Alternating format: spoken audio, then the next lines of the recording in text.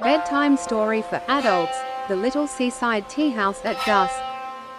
By the time you found the tea house, the day had already begun to soften into evening. The road that led there had grown quieter with every turn. First the town had fallen behind you, its shop fronts and windows and street corners fading into gentler distances. Then the houses became fewer. Then the road narrowed, bordered on one side by tall grasses that moved in the sea air, and on the other by low stone walls softened with moss and salt. Beyond them, the land opened in long, patient stretches toward the coast. The sky still held light, but only just. It was no longer the bright clear light of afternoon. It had become the kind of light that seems to pause before leaving altogether, stretching itself thin across the horizon in pale gold, pearl gray, and the faintest wash of lavender. The sea took on those colors and quieted them further, even from a distance. It did not glitter, it breathed. You could hear it before you saw it. Not crashing, not roaring, only the measured hush of waves drawing in and letting go again somewhere below the low cliffs. The sound came and went with such steadiness that it felt less like noise and more like a long breath belonging to the evening itself. The tea house stood where the road bent gently downward toward the shore. It was smaller than you had imagined from the hand-painted sign you'd passed farther up the hill. A low building with weathered wooden walls, a slate roof darkened by years of sea mist, and windows that glowed softly from within. A paper lantern hung beneath the eaves by the door, moving only a little in the wind, its warm light making a small amber circle on the stone step below. There was no crowd outside, no noise drifting from within. Only the lantern, the low windows, the scent of salt and herbs in the cooling air, and the sense that this place had not been built to impress anyone. It had been built to welcome whoever arrived slowly enough to notice it. A painted board beside the door read, "Evening tea. Quiet room open. Please enter gently." The words made you smile even before you touched the handle. The door opened with the soft sound of wood well cared for.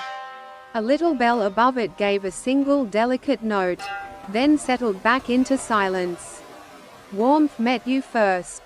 Not heavy warmth, not the close heat of a crowded room, but the comforting warmth of kettles, lamps, polished wood, woven rugs, and walls that had held in the day's last light before handing it over to evening. The air smelled faintly of jasmine, cedar, toasted rice, sea salt, and something sweet that might have been honey warming somewhere nearby. For a moment, you simply stood inside and let your eyes adjust. The tea house was arranged in a series of small connected rooms rather than one open space.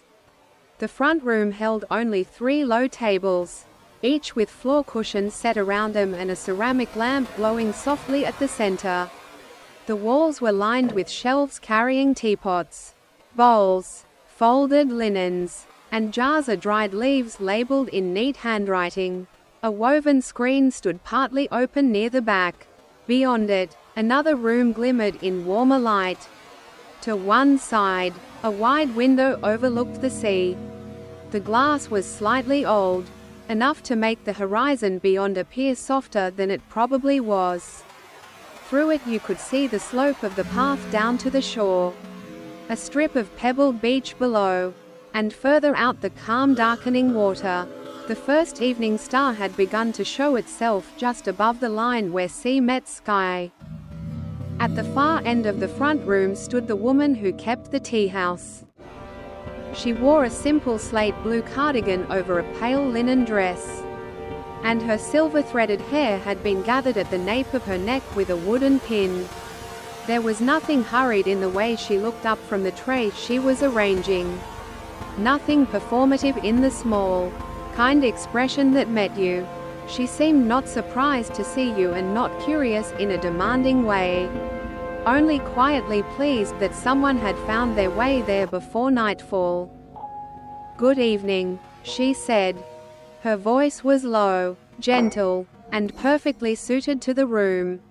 You're just in time for the dusk tea. You were not sure what dusk tea meant exactly, but it sounded like something one should say yes to. I'd like that, you said. She inclined her head, as though this were the most natural answer in the world. You may sit wherever the evening feels comfortable. That phrasing, wherever the evening feels comfortable, was so unexpected and so kind that you nearly forgot to answer at all. You chose the table by the window. The cushion beneath you was thick and softer than it looked. The table was low and smooth beneath your fingertips. Its wood marked in a few places by age and careful use.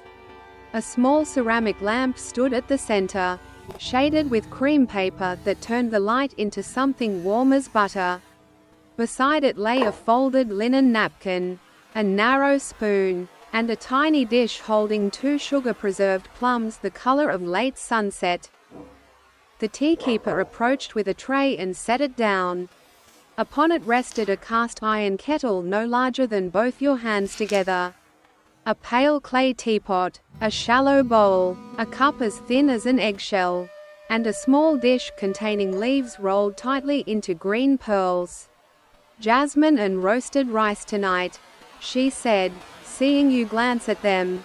The sea air asks for warmth, but the evening light still prefers something soft. It sounded less like explanation and more like poetry that had grown practical over time. She poured hot water into the cup and bowl first, warming them, then lifted the lid of the teapot and measured the leaves in with slow, practiced movements. Steam rose in tender spirals. The scent opened at once, green and floral, but grounded by the toasted warmth of the rice. Nothing sharp, nothing overwhelming, only gentle layers revealing themselves one by one. As she worked, the tea house remained quiet around you. Somewhere behind the woven screen, water moved in another kettle. A cup touched a saucer. The sea outside breathed against the shore. The lantern by the door shifted once in the breeze and settled again. When the tea was ready, she poured it into the small cup with both hands and placed it before you. This blend is best when the first sip is taken slowly, she said. You promised you would do your best. She smiled once, very small, but enough to warm the room a little further, then left you to the window, the lamp, and the gathering dusk. You lifted the cup. It was warm but not too hot to hold, delicate enough that the heat moved immediately into your fingers. The tea itself was pale gold with the faintest green at the edges where the light caught it. When you tasted it, the jasmine came first, soft and floral, then the toasted rice, round and comforting, then something almost creamy in the finish, though there was no milk anywhere near it. Outside the window, evening deepened. The sea darkened from blue-gray to slate, then to something deeper still. The line of the horizon remained visible only because the last of the sky kept a little light there. As if reluctant to let go of the water completely, along the path below, the grasses leaned and whispered in the salt wind. Now and then a gull crossed the fading light, its wings turning briefly silver before disappearing toward the cliffs. There is a kind of peace that appears only in places where no one expects your attention to be divided. No music asking to be noticed. No conversation to maintain. No screens brightening the edges of things. Only one warm cup. One window. One quiet room. One evening arriving at its own pace. As you drank, the tea house seemed to settle around that simplicity. The woman who kept it moved silently between the rooms, adjusting a lamp here, folding a cloth there, lifting a kettle, opening a cabinet. Every motion appeared unhurried, not because she had nothing to do, but because she understood that some tasks become more complete when done calmly. Even the ordinary things, placing a tray on a shelf, turning a cup upright, brushing a few tea leaves from the table into her palm, seemed to belong to the same quiet order as the tide outside. You looked around more carefully. The walls held framed ink sketches of waves, grasses, moon phases, and old fishing boats. On one shelf stood a line of ceramic jars in soft colors, cloud white, sand, driftwood gray, sea glass green. Another shelf held books whose cloth spines had faded into dusk tones, blue, moss, rust, cream. Near the woven screen, a small alcove displayed a vase with 3 stems of dried lavender and 1 smooth white shell. Nothing in the room felt arranged to impress. Everything felt placed to calm. The woman returned a little later with a small plate. 2 rice cakes dusted with sesame. 1 slice of pear poached in light syrup. A square of honey sponge no larger than a matchbox. For the second steeping, she said. You thanked her. The sea gets quieter after sunset, she added, glancing toward the window. Or perhaps it only sounds quieter once the day stops speaking over it. Then she moved away again, leaving that sentence behind like a gift. You poured the second cup yourself this time, slowly, watching the pale stream of tea fill the vessel. The scent had softened into something deeper now. The jasmine less bright, the rice more rounded. The first cup had woken your senses gently. The second seemed to quiet them. As you sipped, a memory rose, though not of any one evening in particular. More like the feeling of other calm evenings threaded together, sitting by a window while weather moved outside, hearing a far-off shoreline after dark, watching a lamp reflect in glass, being somewhere small and warm while a vast landscape remained just beyond reach. There are places that seem to gather these feelings and keep them ready. This tea house felt like one of them. A guest arrived while you were finishing the pear. You noticed him first only by the soft note of the doorbell. A figure entered, shook a little sea mist from their coat, and bowed briefly to the woman before being led into the room behind the woven screen. There was no burst of conversation, no dragging of chairs, no bright disruption. They seemed already to understand the customs of the place. Enter gently. Lower the voice. Allow the room to remain whole. Soon the front room belonged to quiet again. Outside, the last line of gold along the horizon thinned and faded. One by one, small lights appeared along the distant curve of the coast, perhaps houses, perhaps cottages, perhaps lanterns from boats farther out in the harbor. They were too far away to name, and it was pleasant not to try. The tea house changed with the light. In daytime, you imagined, the rooms might feel airy and salt bright. But in evening they became deeper, more enclosed, their corners gentler, their lamps more important. Shadows gathered softly along the beams overhead. The woven rugs muted every movement. The paper shades glowed like moons kept indoors for practical use. By the time you reached the third steeping, night had properly arrived. The sea beyond the window could no longer be seen in detail. Only its movement remained, a broad dark body breathing beneath a dim sky. The star you had noticed earlier was brighter now. Then another appeared, then several more, scattered delicately over the water as though night were being stitched together just above the horizon. The woman returned and stood by the window a moment, not intruding, only sharing the view in silence. When I first came here, she said at last, I thought I would miss the city every evening. You glanced up. Did you? For a little while, she said, then I realized the sea gives back another kind of company.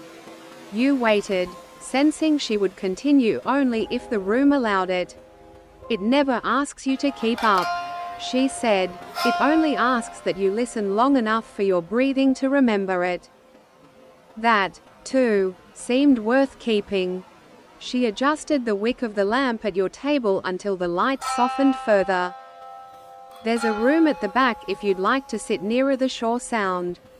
She said, the tide turns in another hour. You had not known there was a room nearer the shore sound. But the phrase itself was enough to make you curious. She lifted the woven screen and led you through. The next room was longer and narrower than the front one, with lower ceilings and deeper shadows.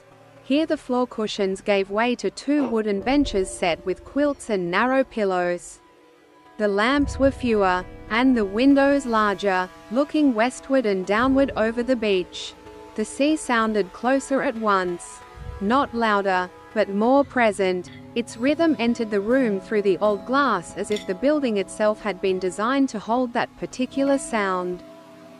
At the far end stood a small iron stove with a blue teapot resting on top to keep warm. You chose the bench nearest the window. A quilt lay folded there in soft stripes of oat, grey, and indigo, when you settled onto the cushion and drew the quilt across your knees. You felt the stored warmth of the room move around you more fully. The bench was firm enough to support you, soft enough not to ask anything more. The pillow behind your shoulders smelled faintly of cedar and sun-dried cotton. Below the tea house, the beach formed a pale curve where the surf reached up and slid back again among the stones. Even in darkness you could sense the different textures of the shore: smooth pebbles, darker sand, the long black lines of kelp left by the earlier tide. The woman brought the blue teapot from the stove and poured another cup. "This one is barley tea," she said, very gentle, "best for the later part of evening."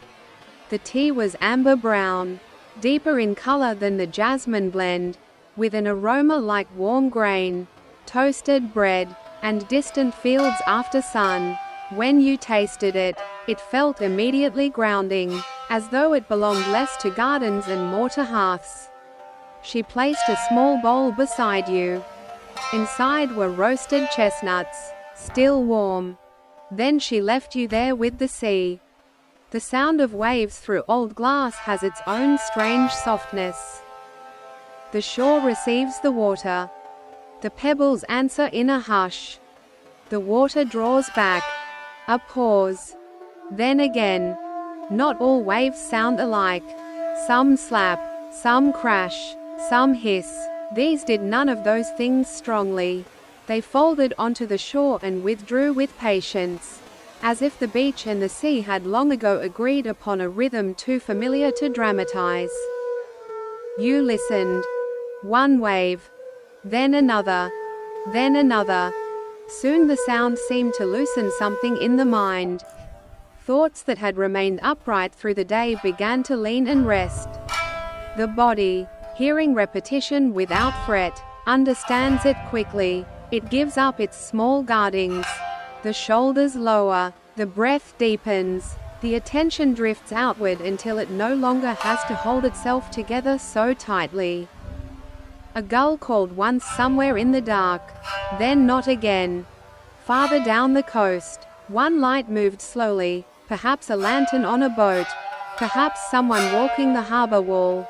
It glowed, disappeared behind rock, reappeared, then was gone. You peeled one of the chestnuts and ate it slowly. Its warmth and softness suited the hour so perfectly that it seemed less like food and more like an extension of the tea. The quilt, the lamp, the hush of waves below. On the bench opposite yours rested a small stack of books. Not many. Only 4 or 5. You reached for the top one. It was a cloth-bound volume titled The Quiet Coasts. Inside were short pieces about harbors at dawn, lighthouses in rain, winter kitchens by the sea, fishermen mending nets by lantern light, and lonely guest houses where the tide could be heard all night through the shutters. There was no strong narrative to follow, only pages full of atmosphere and rooms and weather and patient human routines made gentle by nearness to water. You read a page, then another. One described a woman in a small coastal cottage heating milk with cardamom while fog gathered beyond the garden gate. Another described a harbor street after all the shutters had been fastened for the night, when only the chandlery lamp and one upstairs window remained lit. Another spoke of drifting to sleep in an inn where the tide changed just after midnight and the ropes on the moored boats knocked softly against their masts. The words did not demand attention. They accompanied it. After a little while, you lowered the book and simply held it across your lap. There is a certain hour in the evening when reading becomes less important than resting near the possibility of reading. The book is still there. The lamp is still warm. The sea is still sounding against the shore. But the mind, having been gently occupied, asks now to drift rather than follow. The woman returned once more, carrying a shallow ceramic dish, 2 slices of candied orange peel, a little bowl of sea salt caramel, a folded note card with nothing written on it yet. Some people write before they leave, she said, only if the evening gives them something they wish to keep. She placed the card on the window ledge beside the lamp. Then, after a pause, she added, "The tide turns soon. It will sound different after that." You listened more carefully once she was gone. At first, the waves seemed unchanged, but over several minutes, almost too gradually to notice, they did begin to alter. The water reached the stones at a slightly different angle. The retreating hush lengthened. The pauses between sets became softer. It was as if the entire shoreline had shifted 1 quiet inch in the dark. The tea house noticed this too. Or perhaps you only imagined that it did. The stove gave an occasional faint tick. A kettle somewhere behind the wall sighed gently. The guest in the other room turned a page. The lantern outside moved once in the wind.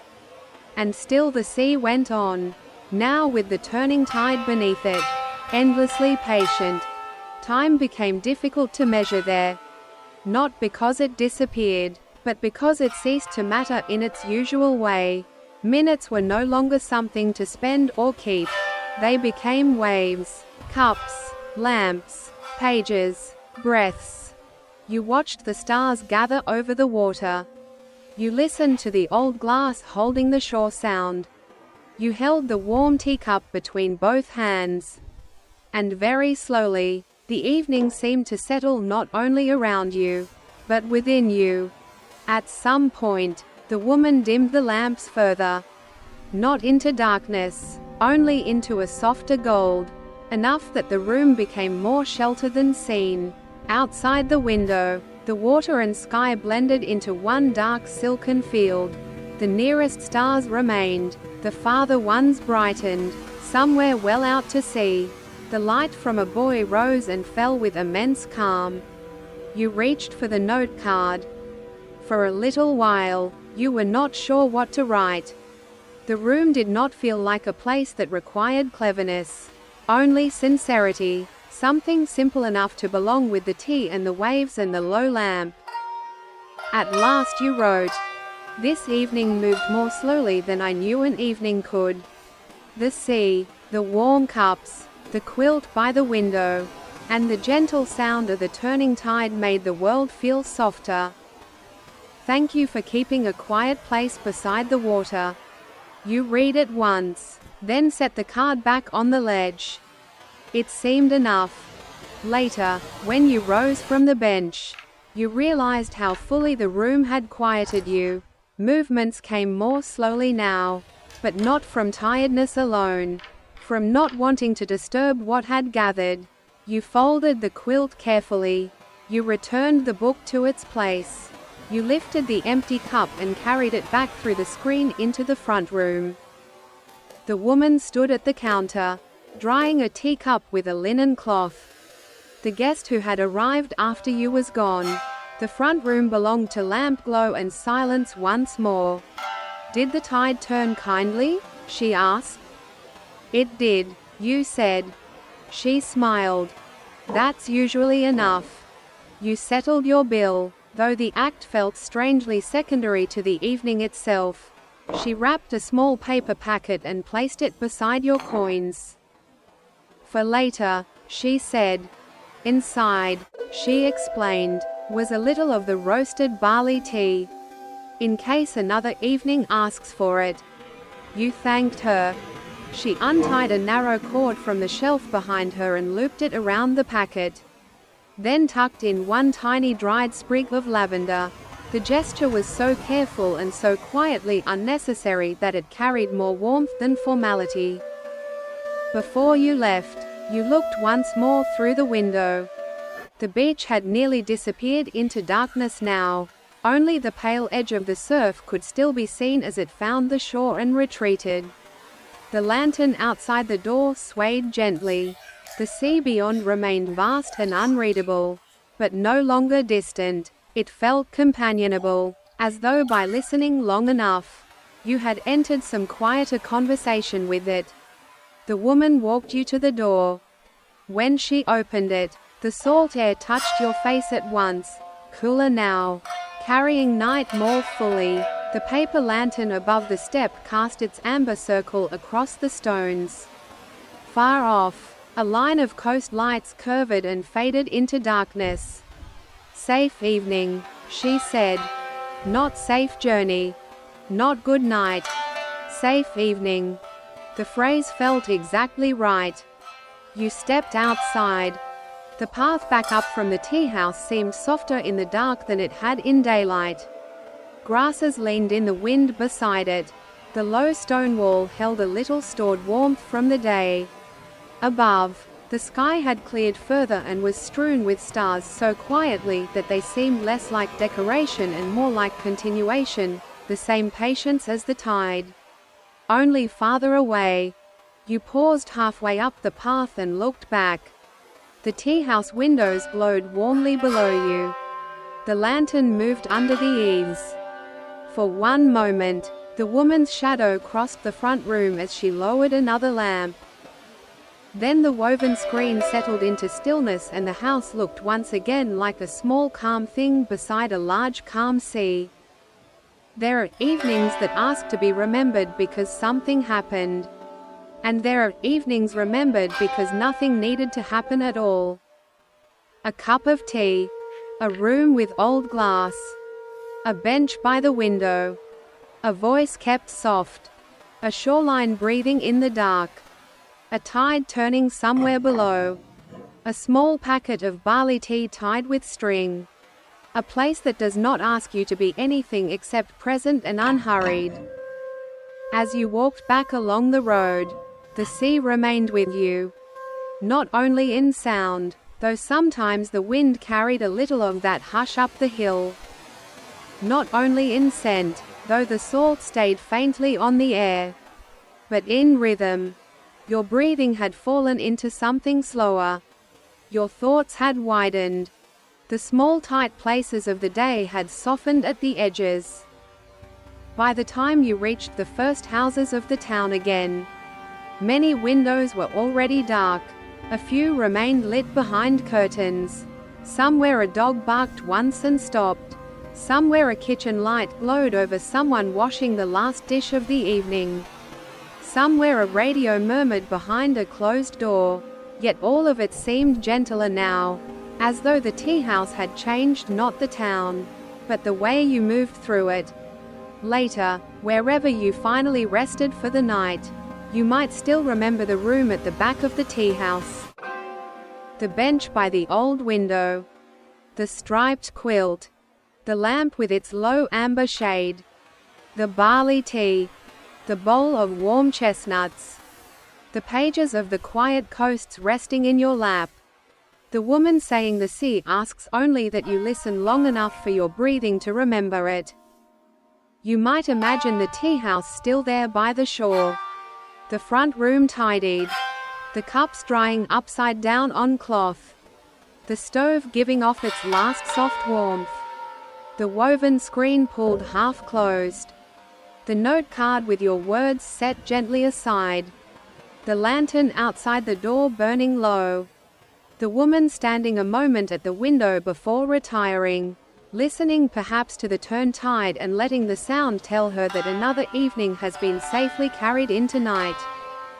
And now, as your own night grows deeper and softer, you may return there in thought. The road narrows. The grasses lean in the sea wind. The lantern glows beneath the eaves. The door opens with its single small bell. Warmth meets you. Jasmine and roasted rice rise from a pale clay pot. A lamp glows on the low wooden table. Beyond the old glass, the sea darkens toward evening. The first star appears. Then another. You sit by the window. The first cup is poured. The second steeping softens. The front room grows dimmer and calmer. A guest arrives and passes quietly beyond the screen. The teakeeper moves between kettle and lamp with practiced gentleness. The sky lets go of its final gold. Night gathers over the water. Then the back room. The bench. The quilt. The iron stove. The larger window. The closer shore sound. The barley tea warming your hands. The bowl of chestnuts on the ledge. The book lying open to a page about harbors at night. The tide turning, slowly, somewhere below in the dark. Nothing more is needed. No bright thought. No conversation. No decision. Only the sea finding the stones. Only the pause between waves. Only the lamp and the old glass and the room holding its quiet around you. The shoreline breathes. The tide shifts. The stars gather over the water. The buoy light rises and falls. The tea cools slowly in the cup. The quilt rests warm across your knees. And you may rest now too. You may let the sound of the sea become simple. You may let each wave smooth another edge from the day. You may let the old glass keep the world gentle and slightly distant. You may let the room remain small and warm while the night outside stretches wide and calm in every direction. The tea house keeps its lamps. The sea keeps its rhythm. The coast keeps its stars. The tide keeps turning. The wind moves lightly through the grasses on the hill. The lantern beneath the eaves sways once and settles. On the ledge, the empty cup waits. On the shelf, the books rest against one another. In the kitchen, a kettle cools. At the shore, the next wave arrives. Then another. Then another. There is nowhere else you need to go. Only this bench by the window. Only this low golden light. Only this breathing shore below the dark. Only this slow, kind evening beside the sea. And if, in your drifting thoughts, you see once more the little tea house below the hill, you may simply let it remain there. Its windows warm. Its lantern glowing. Its rooms quiet. Its cups stacked. Its tide turning beneath the stars. Safe. Patient. Unhurried. A place where the evening knows how to soften before sleep.